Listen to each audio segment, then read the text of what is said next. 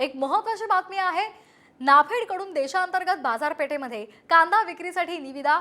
उत्तर प्रदेश आणि उत्तराखंड राज्यामध्ये कांदा विक्रीसाठी निविदा काढण्यात आलेल्या आहेत। बफर स्टॉकचा कांदा बाजारामध्ये विक्री करण्यासाठी नाफेडनं इच्छुक ब्रोकर्सकडून या निविदा मागवलेल्या आहेत।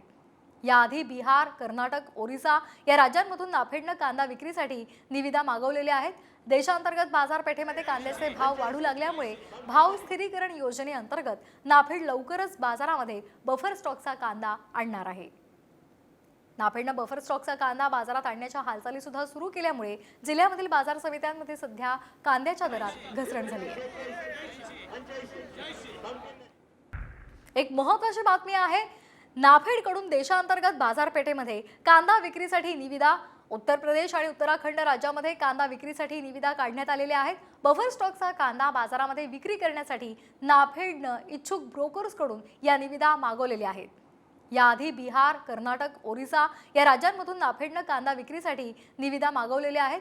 देशांतर्गत बाजारपेठेमध्ये कांद्याचे भाव वाढू लागल्यामुळे भाव स्थिरीकरण योजनेअंतर्गत नाफेड लवकरच बाजारामध्ये बफर स्टॉकचा कांदा आणणार आहे।